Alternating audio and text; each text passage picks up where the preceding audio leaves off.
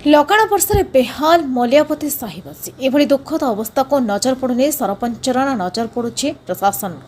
ଲଗାଣ ବର୍ଷାରେ ବେହାଲ ଲୋକେ ଯାଜପୁର ଜିଲ୍ଲା ବିଞ୍ଝାରପୁର ବ୍ଲକ ଅଧୀନସ୍ଥ ମଲିଆ ଗ୍ରାମର ପତେସାହି ଲୋକେ ବହୁ ହନ୍ତସନ୍ତରେ କାଳାତିପାତ କରୁଛନ୍ତି।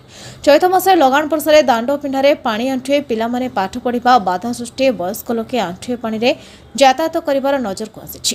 ଲୋକଙ୍କ ପ୍ରତିକ୍ରିୟାରୁ ଜାଣିବାକୁ ପାଇଲୁ ବିଷାକ୍ତ ଜୀବଜନ୍ତୁର ଉଭୟ ଲୋକେ ରାତି ଅନିଦ୍ରା ହେଉଥିବାର ଲୋକେ ବାରମ୍ବାର ପ୍ରତିକ୍ରିୟା ରଖିଛନ୍ତି।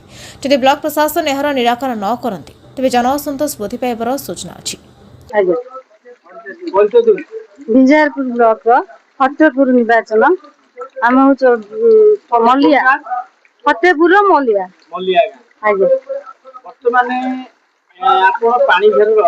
आज्ञा पानी घर आम घर पे छुआ पिला नहीं घरे रहीचु आम पानी घर भितर छाप बेंग पशि जा प्रशासन किसी तो दायित्व नौ ना एक्शन किसी नेले आम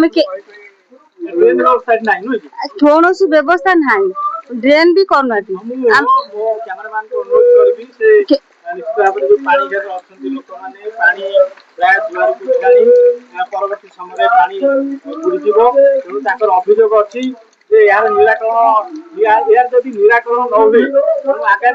आम राजस्थान को निश्चय उठू आम घर तो पशिज राति भितर आज घर पशिगला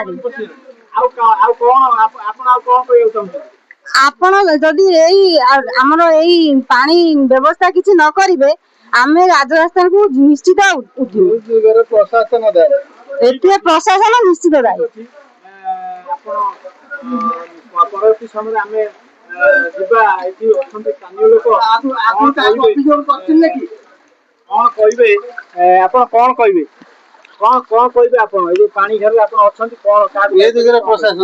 प्रशासन दाबी करूँ आज्ञा आम गोटे पब्लिक आम रास्त जावास करूँ आज्ञा सदा आम मेन रोड को जावास करूँ आज्ञा ये तो सिचुएसन आम कम रास्त जावास करने चाहूँ किंतु एपटे बुले गले बहुत बाट आम एपटे जावाक आम सुविधा हुए आम देखुचे परिस्थिति प्रशासन आज हस्तक्षेप न कले सिचुएसन को गवर्नमेंट पूरा संपुक्त दायी गवर्नमेंट पूरा हस्तक्षेप न कले पूरा असुविधा लोक सम्मुखीन देखुं आप रात आम जावास कर आज्ञा आम बहुत विज्ञ सरपंच कलेक्टर गलानी अभियोग आम ये जाती आम हूँ अलग पब्लिक आम जावास करूँ एम जाती आम जाचु आम जानी जे आप अभियोग कर अभियोग आम शुणु अल्प हाँ ये पाखापाखि आम बासिंदा आम गोटे पंचायत एपट सेपट आम बाछड़ माने फतेपुर आम जावास करूँ आज्ञा निश्चित भाव में दुखद घटना जोटा कि छोट पिला माने घर भीतर साप पशिगला आज्ञा देखुं आप देखुं आम तो पब्लिक देखला खराब लगुच आम कौन कहमु घर भीतर साप पशिगला जुआ पिला स्कूल जाई पाना आम कौन खाइमु आम भाई कौन कर व्यवस्था कलानी भोट नेला घर पर आसी गोड़ा धर किसी आम व्यवस्था करना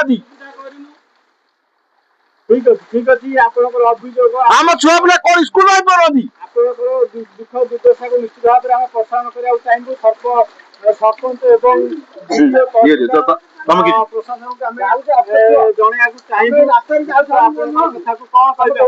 आज्ञा आम अनुरोध करुचु प्रशासन को आमर दुख दुर्दशा दूर करूँ आम घर छुआ पिला माने अनाहार हो गले घर भीतर पानी पशिगले आम रोषे बास भी करूँ इमितिक आम रास्ताघाट जावास करने बहुत असुविधा हो गला यही कथा आम सरकार को अनुरोध करुचु आमर ये कष्ट निवारण करूँ धन्यवाद आप कौन आज्ञा कह बहुत दिन है पचर पड़ी बहुत लोग सरपंच पचर पड़ी आज पर्यटन ये अवस्था आम अच्छु दीर्घ 15-20 वर्ष आगु आज भी आम ये अवस्था अच्छु एमएलए को डाक देखलु चेयरमैन डाक देखु आम चेयरमैन ये वर्ष चेयरमैन होती ना ना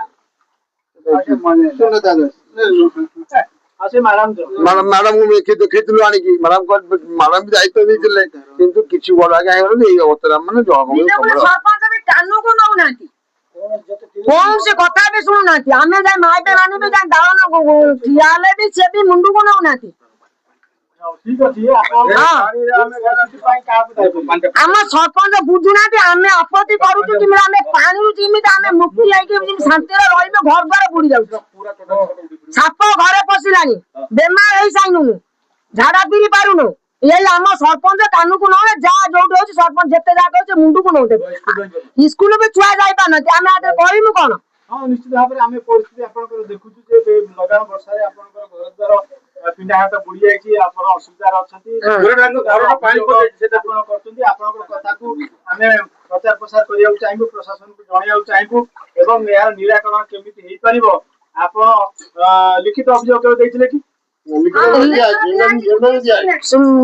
ଆସିକି ପ୍ରମିଳା ପୁରା ଆମ ଦୁଆରେ ଦେଖିକି ଆମେ ତାଙ୍କୁ ଅଭିଯୋଗ କରି ବହୁତ କଥା କହିଲୁ। ସେ କହୁଛି କରିଦେବେ ବୋଲିକି କେତେ ଦିନ ଗଲାଣି ଯେ ଦୀର୍ଘ ସେ କାନୁକି ବି ନଉନାହାନ୍ତି କଥାଟାକୁ।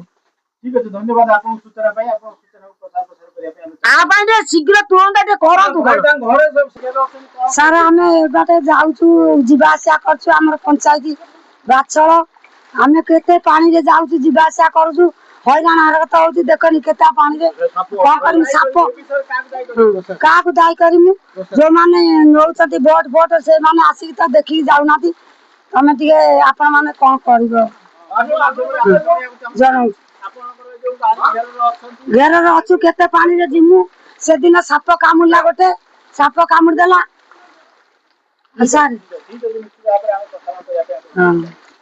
ଯାଜପୁର ଜିଲ୍ଲା ବିଞ୍ଝାରପୁର ଉଦୟନାଥ ଜେନାଙ୍କ ସହ ରାଜୁ ଜେନାଙ୍କ ରିପୋର୍ଟ, BTN ଓଡ଼ିଆ।